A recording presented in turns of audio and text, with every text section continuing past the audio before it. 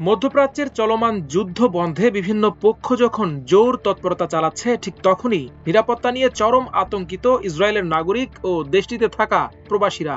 ইসরায়েলের আকাশ প্রতিরক্ষা ব্যবস্থা বিশ্বের অন্যতম উন্নত ও দুর্ভেদ্য বলে দাবি করা হলেও সেটির দুর্বলতা প্রমাণ করেছে ইরানি ক্ষেপণাস্ত্র। গত রোববার রাতে ইসরায়েলের কৌশলগত গুরুত্বপূর্ণ এলাকা আরাদ ও ডিমোনার মতো স্থানে আকাশ প্রতিরক্ষা ব্যবস্থা ভেদ করে সফল ক্ষেপণাস্ত্র হামলা চালায় ইরান, ধ্বংস করে দেয় বিভিন্ন গুরুত্বপূর্ণ স্থাপনা।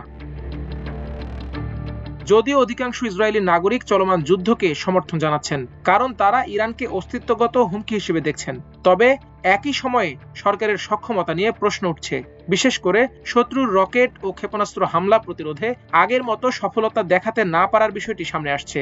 এতে সুরক্ষা ব্যবস্থা নিয়ে দেশটির সাধারণ নাগরিকরা উদ্বিগ্ন। এদিকে ট্রাম্প যখন গতকাল দাবি করেছেন যুদ্ধ বন্ধে ইরানের জ্যেষ্ঠ নেতাদের সঙ্গে যুক্তরাষ্ট্রের কথা হয়েছে, ইরানি প্রথমে আলোচনার জন্য যোগাযোগ করেছিল। তখন ট্রাম্পের এসব দাবির পর সামাজিক যোগাযোগ মাধ্যম এক্সে এক পোস্টে ইরানের পার্লামেন্টের স্পিকার গালিবাফ লেখেন, যুক্তরাষ্ট্রের সঙ্গে কোনো আলোচনা হয়নি। আর্থিক ও তেলের বাজার নিয়ন্ত্রণ করতে এবং যুক্তরাষ্ট্র ইসরায়েল যে চোরাবালিতে আটকে গেছে তা থেকে বাঁচতে মিথ্যা খবর ব্যবহার করছে।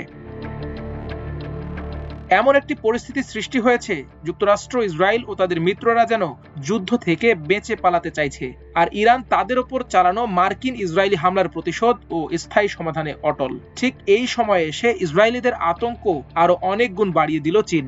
দেশটি ইসরায়েলে অবস্থানরত নিজেদের নাগরিকদের দ্রুত দেশ ছাড়ার আহ্বান জানিয়েছে। চাইনিজ এম্বাসি ইন ইসরায়েল সতর্ক করে বলেছে, বর্তমান পরিস্থিতি অত্যন্ত ঝুঁকিপূর্ণ হয়ে উঠেছে এবং নাগরিকদের দ্রুত সম্ভব সরে যাওয়ার পরামর্শ দেওয়া হচ্ছে। এই ঘোষণার মাধ্যমে চীন যেন এই বার্তাই দিল, ইসরায়েলে আরো ভয়াবহ হামলার ঘটনা ঘটতে যাচ্ছে।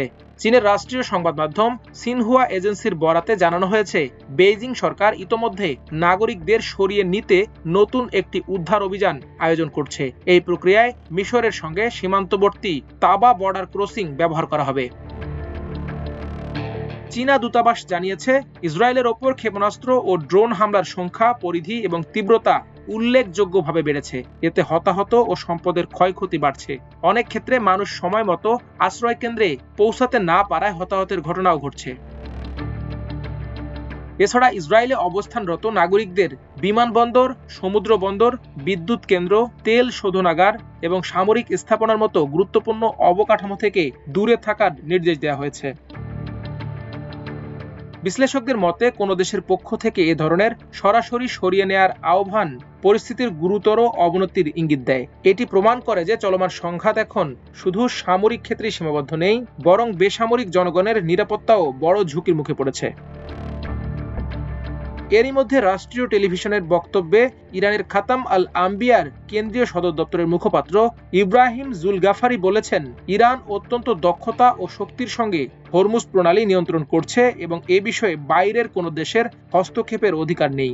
নিজেদের নিরাপত্তা নিশ্চিত করতে প্রয়োজনে সব ধরনের সক্ষমতা ব্যবহার করা হবে বলে সতর্ক করেন তিনি। মাল্টিমিডিয়া ডেস্ক, আমার দেশ।